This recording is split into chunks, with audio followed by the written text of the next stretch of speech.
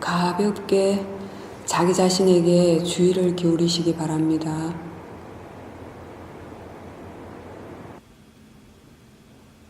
자신을 알아차리는 데 있어서 어느 정도의 힘이 필요한가 하는 것에 대한 이해가 있어야 합니다.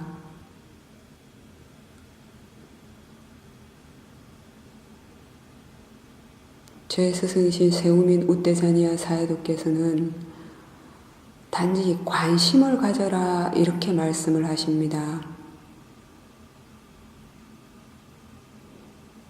자기 자신에게 관심을 기울이고 있다면 이미 그 안에는 알아차림이 있다는 뜻입니다. 어떤 분들은 몸의 특정한 부위나 움직임을 밀착해서 집중해서 관찰하는 것이 자세하게 잘 보는 것이라고 생각을 합니다. 그러나 이렇게 특정한 대상 쪽에 밀착하고 집중해서 관찰하게 되면 개념적인 부분을 보게 되고 대상 쪽에 초점을 맞추게 됩니다. 대상의 정의는 알아차려지는 것이라고 말씀을 드렸습니다. 이 알아차려지는 대상을 아는 역할은 마음입니다. 대상의 역할과 대상을 아는 마음의 역할은 서로 다릅니다.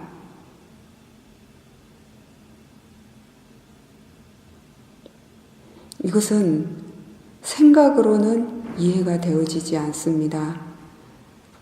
자신의 몸과 마음에 대한 관찰을 통해서 어느 쪽이 대상 쪽이고 어느 쪽이 대상을 아는 마음 쪽인가 하는 것에 대한 이해가 되어져야 합니다. 처음 수행을 할 때는 대상에 대한 알아차림에서부터 시작을 합니다.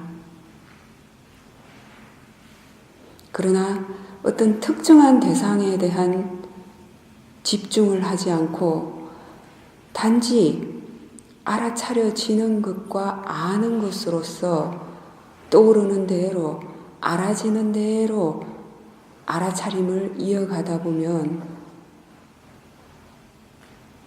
자연스럽게 대상 쪽의 성질과 대상을 아는 마음 쪽의 성질이 서로 다르다는 것을 알 수 있게 됩니다. 이 이해를 위해서 대상을 찾아다니면서 집중해서 관찰하지 말라고 말씀드리는 것입니다.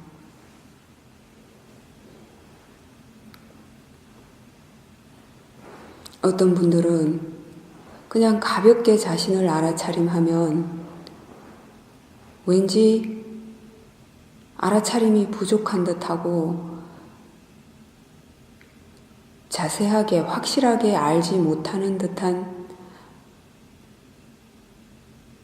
느낌을 받는다고 생각합니다.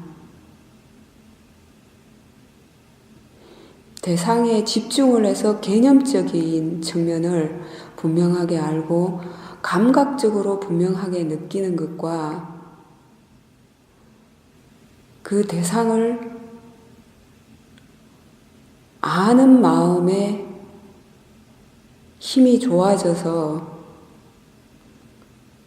몸과 마음 전체를 자연스럽게 알아질 때 사티, 사마디, 지혜의 힘에 의해서 좀 더 미세하고 자세하게 알아지는 것은 차원이 다릅니다. 특정한 대상에 대한 지속적인 집중을 하다가 몸과 마음에 심한 긴장감을 느껴본 분들 많으실 겁니다.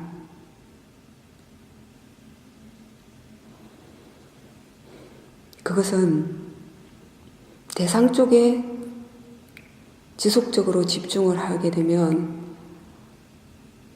탐심이 따를 가능성이 많기 때문입니다. 그 탐심으로 인해 긴장감이 형성되는 것입니다. 이러한 몸과 마음의 상관관계를 이해하도록 하기 위해서 그 어느 대상에도 집중하지 않고 가볍게 알아지는 대로 이어지도록 하는 것입니다. 자기 자신에 대한 관심만 있지 않는다면 알아차림은 이미 이어지고 있습니다. 그 알아지는 대상의 성질과 대상을 아는 마음, 그리고 그 아는 작용이 이어지도록 만드는 것은 사띠와 마음이 안정되고 고요한 사마디, 그리고 지혜의 가속도가 이어질 때 자연스럽게 따라오게 되어 있습니다. 물론 처음에는 몸의 움직임을 직접적으로 알고 무엇을 알고 있는지 대상을 구체적으로 알고 있는지 확인하는 것에서부터 시작해야 합니다. 그러나 이미 몸과 마음에서 일어나는 일을 알고 있다면 알아차림이 있다는 것을 이해한 수행자라면 가볍게 자기 자신에게 주의만 기울이고 관심만 기울이는 속에 알아차림이 이어지고 있다는 것을 알 수 있게 됩니다. 지금 현재 마음이 생각 속에 빠져 있지도 않고 과거나 미래를 향하지도 않고 다른 외부의 대상 쪽으로 달아나지 않는다면 현재 자기 자신에게 일어나는 일들을 알 수 있습니다. 어떤 대상을 아는가 하는 것은 중요하지 않습니다. 대상의 의미는 알아차려지는 것이라고 누차 말씀을 드렸습니다. 편안함도 대상일 뿐이고 긴장됨도 대상일 뿐입니다. 고요함도 대상일 뿐이고 들뜸도 대상일 뿐입니다. 대상은 대상일 뿐입니다. 알아차려지는 것과 아는 것, 알아차려지는 것과 아는 작용이 이어진다면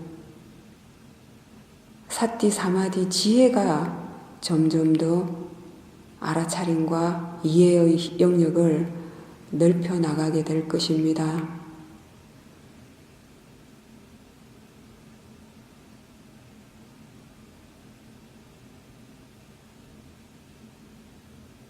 대상에 대한 집중에서부터 수행을 시작한 분들은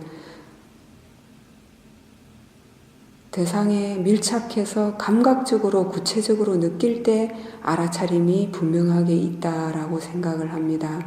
그러나 대상을 감각적으로 느끼고 밀착해서 알아차림하는 그 속에는 탐심과 진심이 따를 가능성이 많습니다. 탐심이 따른다는 것은 특정한 대상을 찾아다니고 대상에 집중하는 데서 오는 탐심입니다. 이것은 대상 쪽과 마음 쪽의 차이에 대해서 이해가 되어졌을 때 알 수 있습니다. 그리고 대상을 감각적으로 분명하게 느끼게 되면 그 대상의 느낌에 따라서 좋다 싫다 하는 번뇌가 따라올 가능성도 많습니다. 마음의 궁극적인 정의는 아는 작용입니다. 단지 아는 것입니다. 아는 것은 오직 마음의 역할입니다. 마음은 그 어디에도 장소가 있지 않습니다. 단지 생겨났을 때 알 수 있을 뿐입니다.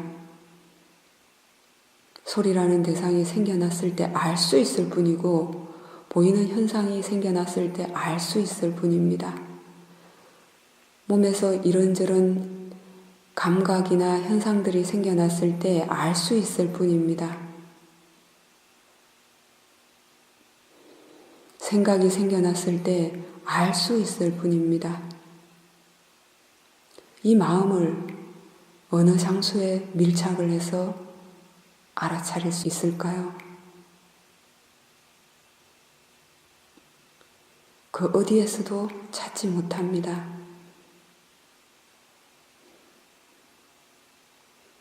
단지 생겨났을 때 생겨났다라고 알 수 있을 뿐입니다. 그것을 어느 장소라고 고정관념 짓는 순간 이미 어리석음이 작용한 겁니다. 그러나 오온 중에 산야, 즉 상의 작용에 의해서 마음은 개념화합니다. 그렇기 때문에 생각이 어디쯤에서 일어나고 있다라고 여겨지게 됩니다. 혹은 어떤 분들은 지켜보는 마음이 어디쯤에 있다라고 여겨진다고 얘기를 합니다. 산야, 즉 상의 작용에 의해서 마음이 그렇게 생각하는 것입니다. 그건 역시 마음의 이미지일 뿐입니다. 몸과 마음에는 매 순간 끊임없이 현상들이 일어나고 있습니다. 어떤 특정한 대상을 찾아야 할 필요는 없습니다. 가만히 기다리고 지켜본다면 이미 일어나 있는 현상들을 알 수 있습니다.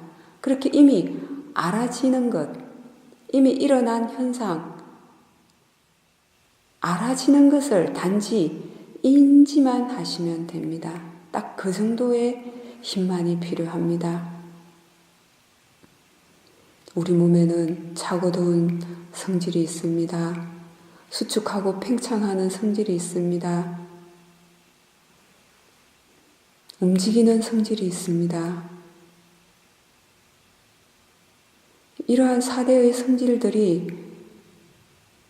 모였다가 흩어집니다. 그것은 자연의 이치입니다. 이미 일어나고 있습니다. 이러한 현상들을 알고 있다면 알아차림이 있는 것입니다. 그 차고 더운 성질이 대상일 뿐이다 라고 알면 알아차림이 바르게 이어지고 있는 것입니다. 알아차려지는 것이 대상입니다. 알아차려지는 것을 안다면 몸의 감각을 한번 알아차림하는 것과 소리를 한번 알아차림하는 것, 호흡을 한번 알아차림하는 것이 똑같습니다. 사념처 수행은 신수, 심법이라는 4가지 대상을 통해서 알아차림의 힘을 키워감으로 인해서 정보를 모으고 그 정보를 토대로 지혜가 개발되는 수행입니다.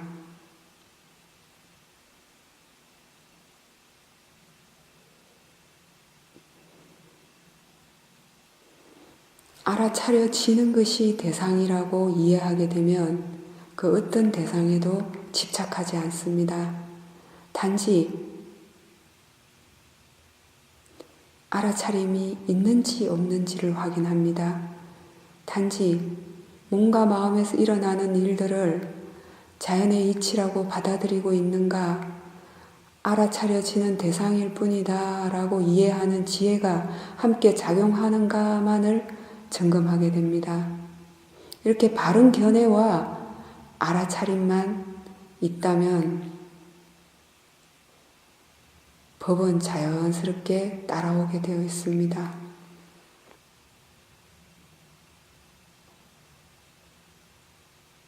어떤 분들은 이렇게 얘기를 합니다. 어떨 때는 알아지는 것을 아는 작용이 자연스럽게 이어져서 아는 마음만을 대상으로 하게 되는데 또 어떨 때는 전혀 자연스럽게 되어지지 않는다고 합니다. 이것은 그 이전에 수행 상태와 상관이 있습니다. 그 이전에 일어났던 마음 상태와 상관이 있습니다. 누차 말씀드리지만 일어나는 현상 쪽이 어떻게 되어질 필요는 없습니다. 삿디나 아는 마음조차 집착해서는 안 됩니다.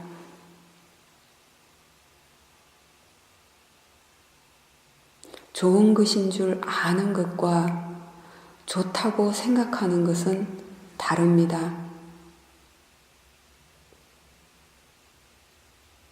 사티 사마디 지혜가 좋다고 생각하는 것은 탐심입니다. 그렇게 되면 막연하게 그러한 상태를 만들고자 합니다.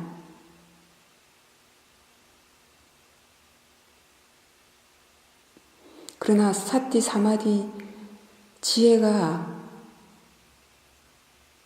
옳기 때문에, 바르기 때문에 좋은 줄 안다면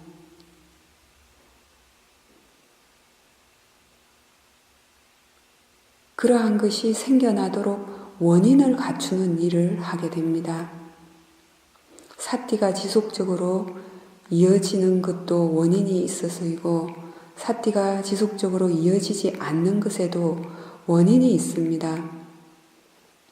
이 원인을 간과하고서 단순히 사티가 잘 이어지면 좋아하고 사티가 잘 안 이어지면 실망한다면 그 수행자는 수행이 더 이상 즐겁지 않을 것입니다.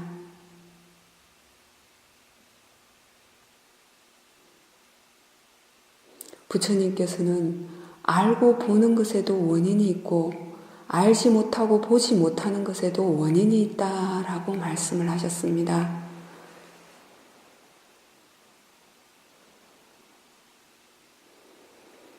쉽게 말하자면 사티 사마디 지혜가 이어지는 것에도 원인이 있고 사티 사마디 지혜가 작용하지 않는 것에도 원인이 있다는 것입니다.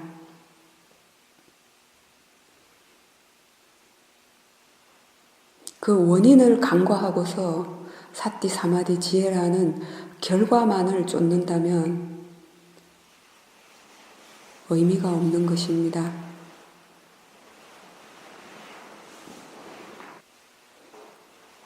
알지 못하도록 만들고 보지 못하도록 만드는 원인을 부처님께서는 5가지로 말씀을 하셨습니다.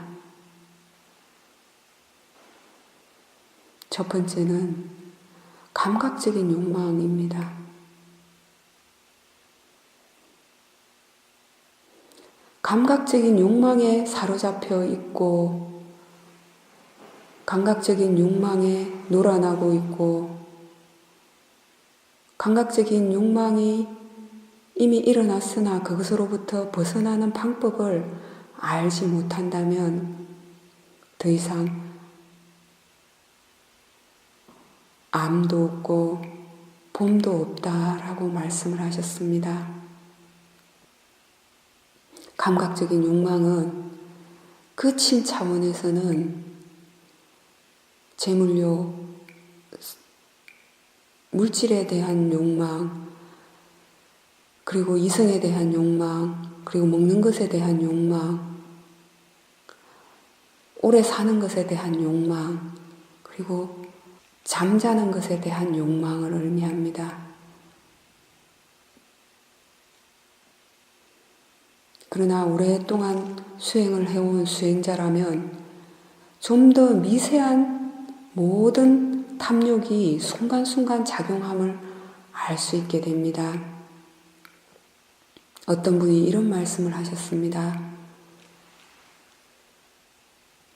산책을 하는데 따사로운 햇살을 느끼는 순간 아 좋다라고 생각을 했다고 말했습니다.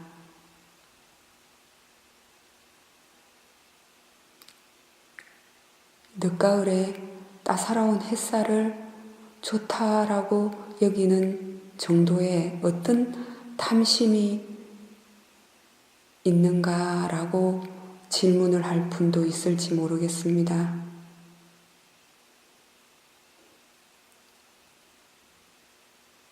왜 좋다고 여기는 것 속에 탐심이 있을까요? 따사로운 햇살이라는 그 자체가 이미 개념입니다.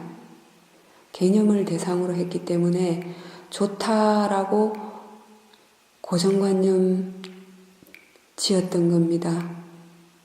그것에 의해서 마음은 그 감각을, 그 햇살을 감각적으로 즐기고 있었던 겁니다. 그 느낌을 좋다라고 생각을 했던 겁니다. 수행의 힘이 좀 더 좋아지기 위해서는 이런 좀 더 미세한 탐심 역시 탐심이라고 인지를 해야 합니다.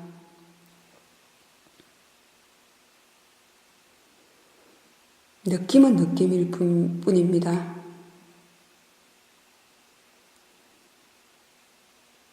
느낌은 느낌일 뿐이다 라고 알 때 대상으로 알 수가 있게 됩니다.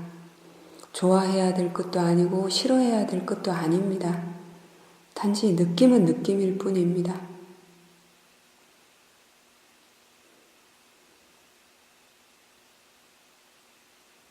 그 순간 대상으로 알아차려지는 것과 아는 것으로 알지 않았기 때문에 알아차림은 작용했다 하더라도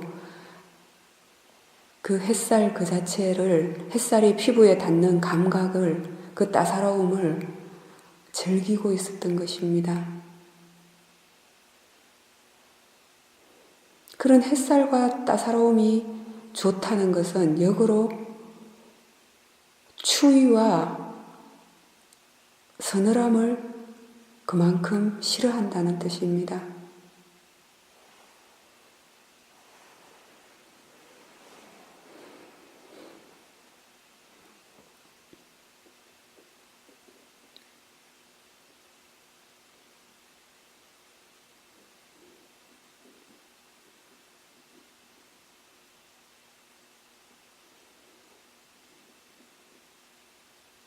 삶 속에서 번뇌인 줄 알지 못하고 즐기는 번뇌도 많지만 번뇌인 줄 알면서도 회양하는 번뇌도 많습니다.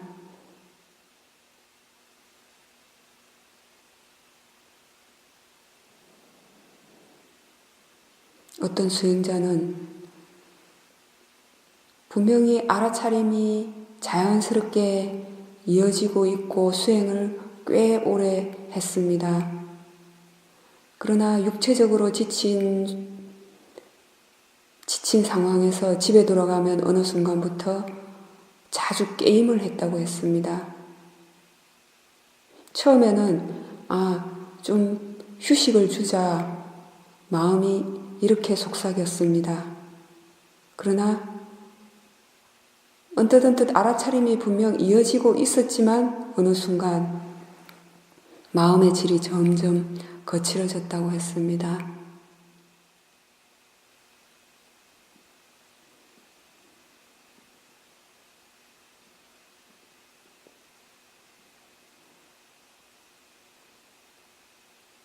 왜 그럴까요?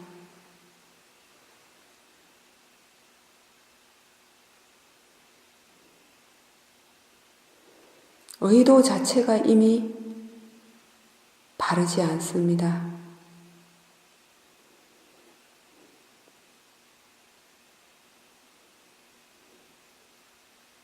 게임을 하는 과정에서 완벽하게 알아차려지는 것과 아는 것으로 알아지지 않았다는 것은 뭐냐 하면 탐심으로써 마음의 작용을 일으켰던 것입니다.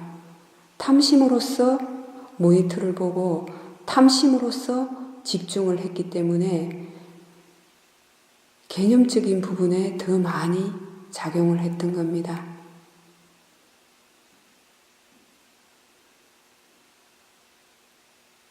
중독성이 있는 모든 것은 과감하게 때로는 결단을 해야 합니다. 사티 사마디 지혜의 힘이 정말 좋다면 알면서 해보는 것도 괜찮지만 그 정도가 아니라면 과감하게 결단을 내려야 합니다. 정말 이것이 이익이 있는가? 정말 이 순간에 몸과 마음이 평온하고 안정되어 있는가? 사티 사마디 지혜가 정말 자연스럽게 이어지고 있는가? 개념을 대상으로 하고 있는가? 아는 것을 알고 있는가? 알아차림이 있다면 어떠한 지혜가 작용하고 있는가? 이러한 것을 숙고해 보아야 합니다. 마음의 방향을 과감하게 바꿀 수 있어야 합니다. 이렇게 감각적인 욕망을 허용하고 감각적인 욕망을 즐기고 감각적인 욕망 속에 빠져 있을 때 그 수행자는 더 이상 알아차림도 없고 지혜로서 보지 못한다라고 부처님께서는 말씀하셨습니다. 이렇게 감각적인 욕망에 사로잡히는 것이 바로 수행의 힘을 약화시키는 것입니다.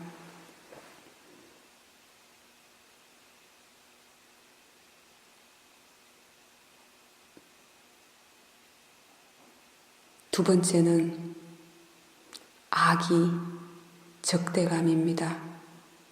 도사, 빨리어로 도사, 즉 화의 성향입니다.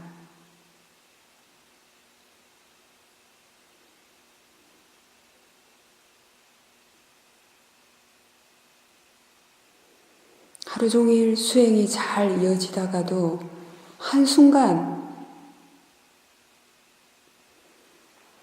화를 일으키고 나면 그날 수행의 리듬이 완전히 깨지는 경험을 많이 했을 겁니다.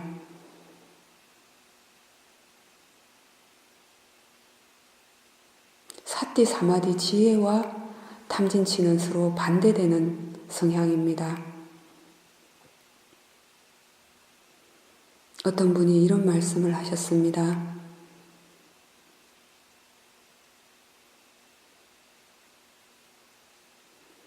마음속에서 화가 일어났고 그 화를 알아차리기는 했다고 했습니다. 그러나 더 이상 화가 사라지는 것도 아니고 화를 억누르고는 있지만 이렇게 화를 알아차린다는 것이 무슨 의미가 있는가 이런 생각이 들면서 수행이 흥미를 잃었다고 얘기를 했습니다.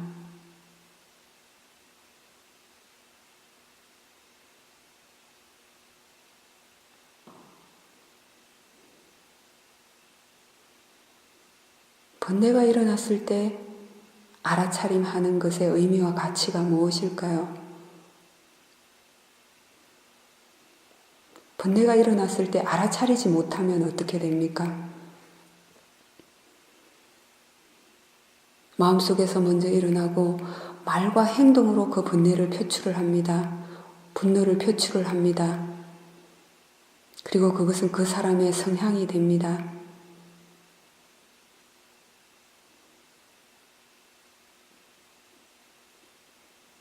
하루 종일 사티 사마디 지혜를 이어온다 하더라도 한순간 화를 내게 되면 바로 거칠어지게 되어 있습니다.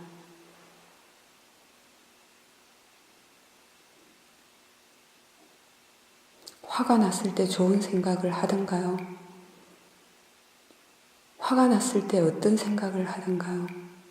한번 알아차림을 한다는 것은 바로 이 화에 대해서 이해하기 위해서입니다. 번뇌를 그냥 없앨 수는 없습니다. 자신이 가지고 있는 물건 중에 조금이라도 애착이 남아있고 필요하다라는 생각이 있으면 그 물건을 버리지 못합니다.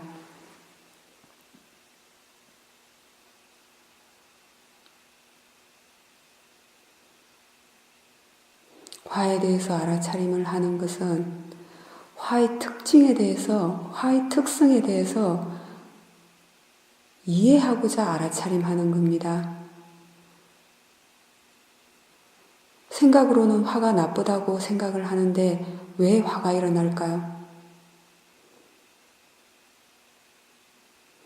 表面적인 생각으로는 화가 나쁘다고 생각을 하지만 마음의 습관은 아직 그 화를 정당화하고 화를 내는 것이 옳다라고 생각하는 마음이 남아있는 것입니다. 그렇기 때문에 화를 완전히 버리지 못하는 것입니다.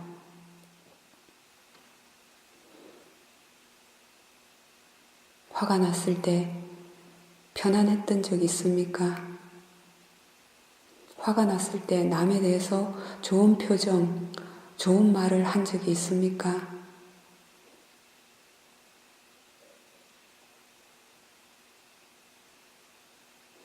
화의 특성은 거칠고 파괴하고자 하는 성향이 있습니다.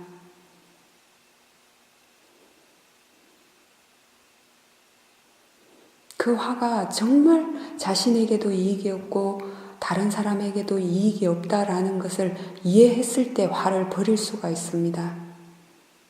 화를 일으키고자 하는 마음이 점점 줄어들게 됩니다.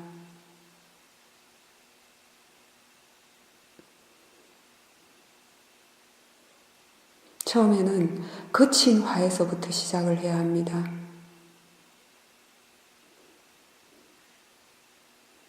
거친 화는 화의 감정이 일어남과 동시에 몸에서도 강렬한 어떤 거친 느낌들이 생겨나게 되어 있습니다.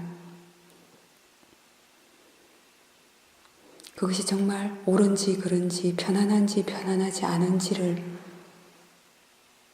반복해서 보다 보면 마음이 지혜가 판단을 하게 됩니다. 생각으로 나쁘다라고 생각하는 것과 반복해서 관찰을 통해서 나쁘다라고 아는 것은 별개의 차원입니다.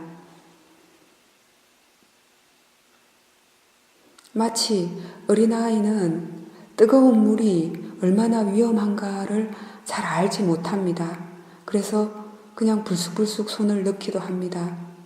그러나 커가면서 경험을 통해서 뜨거운 물은 위험하다라는 것을 체험으로써 알게 되면 더 이상 뜨거운 물을 쉽게 다루지 않습니다. 뜨거운 물 속에 손을 넣지 않습니다. 말씀드리고 싶은 것은 생각으로 나쁘다라고 아는 것은 얕은 차원의 지혜라는 것입니다. 정말 온갖 마음에서 화가 날 때마다 화를 억누른 화든 밖으로 상대방에게 표출하는 화든 그 화가 일어날 때마다 편안한지 편안하지 않은지 이익이 있는지 없는지 지혜가 작용하는지 작용하지 않는지 좋은 생각을 하는지 나쁜 생각을 하는지 직관적으로 관찰을 할 때 그 화가 정말 좋은지 나쁜지를 지혜로서 판단하게 됩니다. 그러나 모든 탐욕과 분노의 감정이 일어났을 때 그냥 관찰하게 되면 그 속에 빠져들게 됩니다. 왜 그런가 하면 이 몸과 마음을 나라고 애착하고 집착하고 살아온 세월이 아주 오래되었기 때문입니다. 그래서 이 몸과 마음에서 일어난 일은 무조건 나에게 일어난 일이다 라는 생각이 먼저 작용을 합니다. 그리고 개념만을 보게 되어 있습니다. 번뇌의 힘이 강한 상태에서는 그냥 관찰을 하게 되면 그 내용만을 봅니다. 내용을 보게 되면 번뇌는 더 심해집니다. 그래서 가장 먼저 탐욕이든 분노든 생겨났을 때 이건 역시 단지 뭔가 생겨날 이유가 있어서 생겨난 자연의 이치다 라고 숙고해 주십시오. 그럴 때 그 번뇌를 억누를 생각도 없고 움켜쥘 생각도 일어나지 않습니다. 단지 대상일 뿐이다 라고 스스로에게 일깨워 주십시오. 대상의 의미는 알아차려지는 것입니다. 대상일 뿐이다 라고 아는 순간 일어나는 현상 쪽에서는 번뇌가 있을 수 있지만 이미 지켜보는 마음, 수행하는 마음 쪽은 지혜의 작용입니다. 누차 말씀드리지만 모든 번뇌를 전혀 안 일어나도록 만드는 상태가 첫 번째 노력이 아니라 몸과 마음에서 일어나는 모든 현상과 모든 번뇌에 대해서 대상이라고 이해하는 것이 첫 번째 지혜가 되어야 합니다. 이렇게 대상으로 볼 때 일어나는 현상 쪽의 번뇌와 지켜보는 마음을 분리해서 알 수 있게 됩니다. 처음에는 개념을 대상으로 하더라도 점점 사티의 힘이 좋아질수록 일어나는 현상과 그 번뇌를 관찰하는, 지켜보는 마음은 작용이 다르다는 것을 알 수가 있습니다. 그러나 이때 중요한 것은 이러한 지혜를 적용하고 알아차림이 있도록 하는 데 있어서 그 번뇌를 없애고 편안한 상태를 만들고자 하는 마음은 없는지를 자주 확인해야 합니다. 왜냐하면 번뇌가 일어났을 때는 느낌이 거칩니다.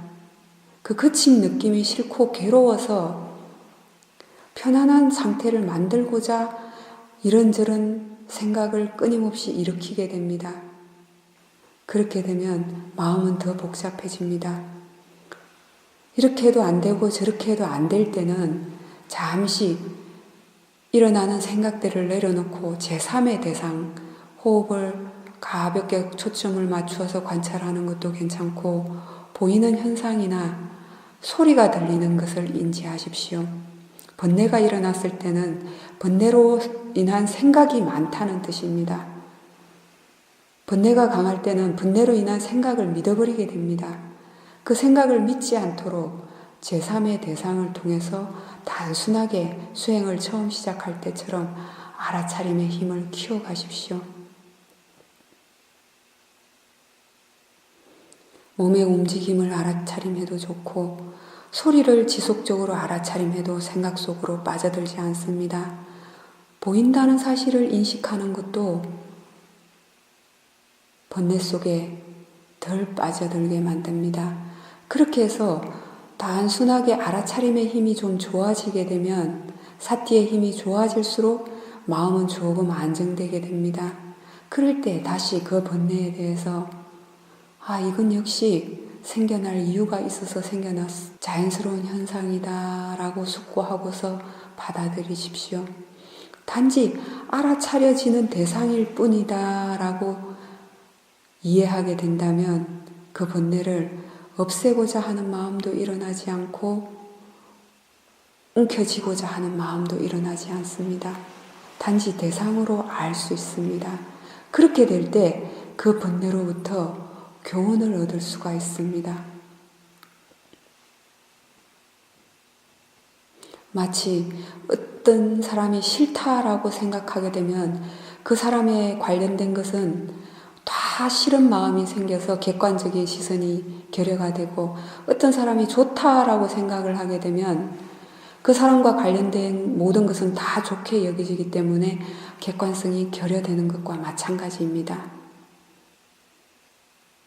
중도의 지혜는 몸과 마음에서 일어나는 모든 것은 좋아할 만한 것도 아니고 싫어할 만한 것도 아닌 단지 대상일 뿐이다, 알아차려지는 것일 뿐이다 라는 것을 이해하는 지혜에서부터 시작을 합니다.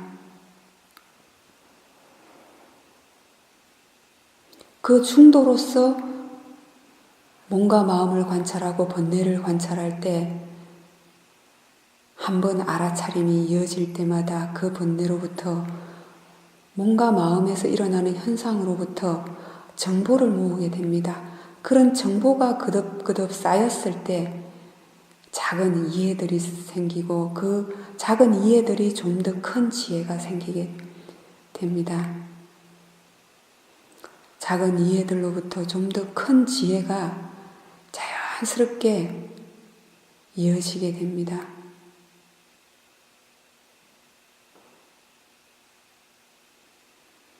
알지 못하고 보지 못하도록 만드는 세 번째 원인은 해태와 혼침입니다. 오늘 어떤 분이 그런 말씀을 하셨습니다. 분명히 수행에 대해서 확신도 있고 수행을 하고자 하는 마음은 있는데 때로는 시간도 있고 마음의 여유가 있는데도 그냥 멍하니 있고 알아차리려는 노력조차 안 하는 순간들이 있다라고 말씀을 하셨습니다. 그것은 왜 그런가 하면 그 순간 마음이 해태해져 있기 때문입니다. 나태해져 있기 때문입니다. 그럴 때는 수행에 대한 생각을 적용을 해야 됩니다. 지혜로서 좀 숙고를 해 주어야 합니다. 이 수행이 어떤 가치가 있고 이 수행을 지속했을 때 어떤 이익이 있었는가, 수행을 하지 않았을 때 어떠한 상태가 될 것인가, 과거와 같은 마음성, 과거와 같은 마음 상태, 은행을 평생 반복하면서 살아갈 것인가, 그러한 점들을 숙고해 볼 때 수행을 하고자 하는 마음은 다시 일어나게 되어 있습니다.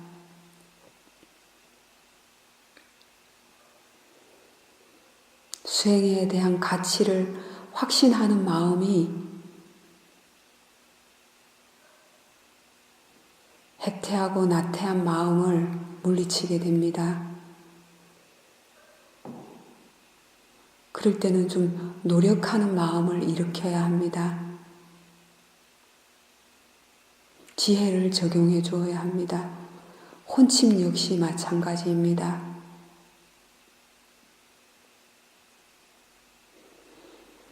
알지 못하게 만들고 보지 못하게 만드는 네 번째 원인은 들뜸 그리고 후회하는 마음입니다.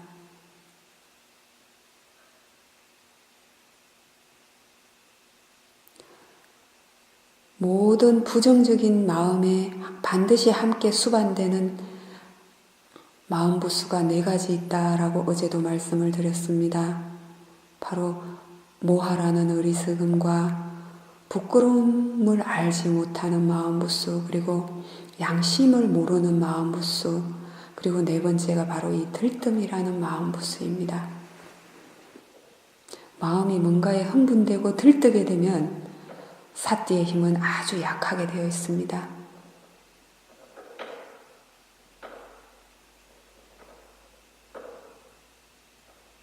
번뇌를 합리화하고 허용을 해버리기 때문에 번뇌를 합리화하고 허용을 해서 들떠있는 상태에 빠져있는 만큼 사띠, 사마디, 지혜의 질은 바로 깨지게 됩니다.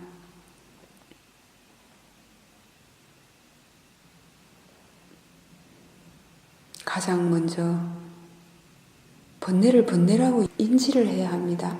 이 들뜬 상태가 좋은 것인지 나쁜 것인지 편안한지 불편한 것인지 그것을 먼저 인지를 해야 합니다.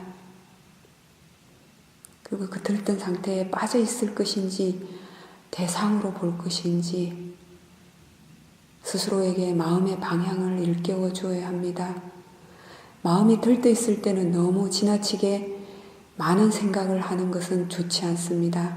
들뜬 상태에서는 수행에 대한 생각조차 들뜨고 흥분된 상태에서 하기 쉽습니다. 그럴 때는 단순하게 직관적으로 사띠의 힘을 좀 키워서 사마디의 힘을 좀 키우는 것이 좋습니다.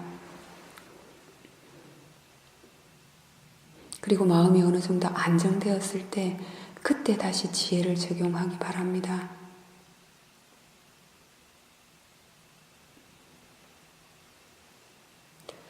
후회하는 마음 역시 마찬가지입니다. 후회를 한다는 것은 과거의 일을 후회한다는 뜻입니다. 번뇌로서 생각하고 말하고 행동한 후에는 반드시 후회하는 마음이 따라오게 되어 있습니다. 그러나 한번 후회하는 마음이 일어났을 때 이미 과거에 지나간 일이기 때문에 현재 다시 후회하는 마음을 일으켜서 아무 이익이 없구나 하는 것을 이해해야 합니다. 이미 지나간 시간은 어떻게 할 수가 없기 때문입니다. 그러나 한번 일어났을 때 이해를 하지 못하면 수십 번, 수천 번도 당하게 되어 있습니다. 어떤 분은 수년 전에 일어난 일인데도 불구하고 마치 어제 일어난 일처럼 느껴진다고 했습니다. 그것은 그 후회하고 자책하는 마음으로부터 교훈을 얻지 못했기 때문입니다. 그대로 그 내용을 믿고서 반복해서 그 생각 속으로 빠져들었기 때문입니다. 이미 지나간 시간은 어떻게 할 수가 없습니다. 단지 교훈은 삼아야 합니다. 무엇을 원인으로 어떻게 해서 후회하고 자책하는 마음이 일어났는가, 앞으로는 어떻게 하는 것이 좋을 것인가 하고 마음의 방향은 바꾸어 주어야 합니다. 그렇게 분명하게 마음의 방향을 바꾸게 된다면 다음에 그러한 일들을 직면했을 땐 다시 한번 마음이 숙고를 하고 주의를 하게 되어 있습니다.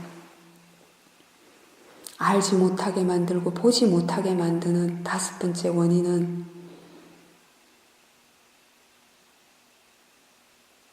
의심입니다. 바로 이 법에 대해서 의심하는 것이고 부처님에 대해서, 부처님의 가르침에 대해서 의심하는 것입니다. 현재 지금 자신이 하고 있는 수행에 대해서 의심하는 것입니다.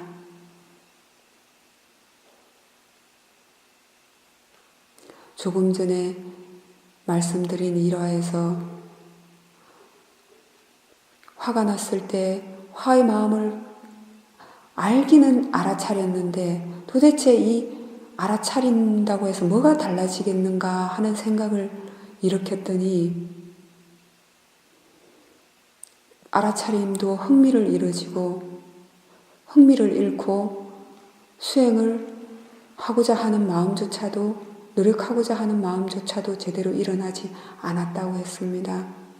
그것은 물론 어떻게 노력해야 하는가를 몰라서일 수도 있습니다. 그러나 근본적인 것은 이 수행에 대한 확신이 그 순간 없었던 겁니다. 수행에 대해서, 수행의 가치에 대해서, 알아차림의 가치에 대해서 의심이 생겼기 때문에 수행의 힘이 약해졌던 것입니다.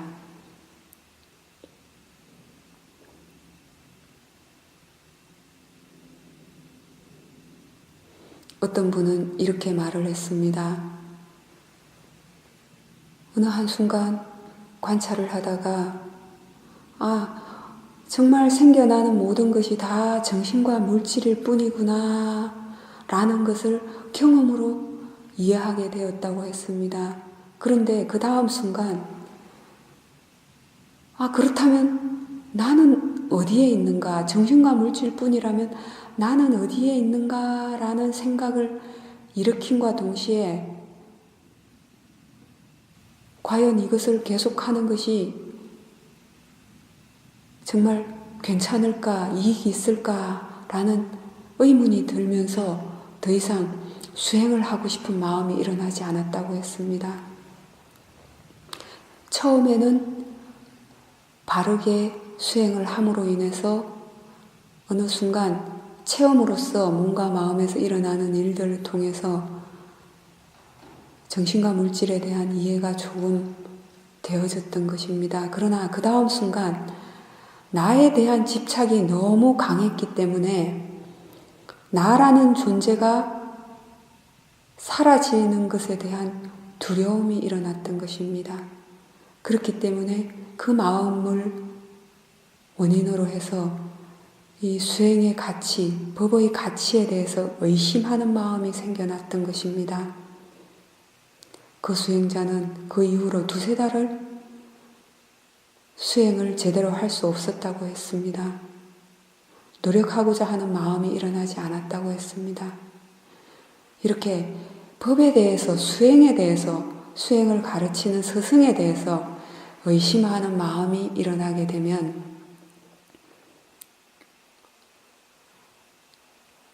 수행하고자 하는 마음은 바로 사라지게 되어 있습니다. 그럴 때는 자신이 신뢰가 가는 수행자에게, 수행스승에게 그 부분에 대해서 질문을 해야 합니다. 조언을 구해야 합니다. 그 의심이 사라지지 않는 한은 수행을 계속할 수가 없습니다. 부처님께서는 이 알지 못하게 만들고 보지 못하게 만드는 5가지 원인, 감각적인 욕망, 악의, 해태와 혼침, 들뜸과 후회, 그리고 의심, 이 5가지를 장애라고 이름 붙이셨습니다. 수행을 장애하는 요소이고 마음의 질이 안 좋아지도록 방해하는 요소이고 사띠 사마디 지혜를 일어나지 못하도록 만드는 장애의 요소이기 때문입니다. 그러나 알아차려지는 것이 대상이라고 말씀드렸습니다. 몸과 마음에서 일어나는 모든 것은 다 생겨날 이유가 있어서 생겨납니다. 과거에 불선업이 있는 한, 불선업의 원인이 남아있는 한, 불선업의 결과로서 이러한 5가지 장애의 요소도 일어나게 되어 있습니다. 이러한 장애의 요소 역시, 5가지 장애의 요소 역시 대상이라고 볼 수 있게 되면, 대상이라고 받아들일 수 있게 되면, 대상으로 관찰할 수 있게 되면 그 5가지 장애를 통해서도 사띠 사마디 지혜를 키울 수가 있습니다. 부처님께서는 대념처경에서 감각적인 욕망이 있으면 있는 줄 알고 없으면 없는 줄 아는 것에서 시작하라고 하셨습니다. 이 감각적인 욕망 역시 알아차려지는 대상으로서 알다 보면 그 감각적인 욕망으로 인해서 몸과 마음에서 일어나는 현상들, 이익이 있는지 없는지, 일어날 필요가 있는지 없는지를 관찰하다 보면 어느 순간 과거에 일어난 감각적인 욕망을 사라지도록 할 수 있다라고 하셨습니다. 그 사라지도록 할 수 있는 것은 바로 지혜입니다. 사라지도록 할 수 있다면 앞으로 다시 일어나지 않도록도 할 수 있는 것입니다. 악이 역시 마찬가지입니다. 적대감이 있으면 있는 줄 알고 없으면 없는 줄 아는 것에서 시작해야 합니다. 이것은 사실 쉽습니다. 있으면 있는 줄 알고 없으면 없는 줄 아는 것은 대상이라고 이해하는 지혜만 있다면 가능합니다.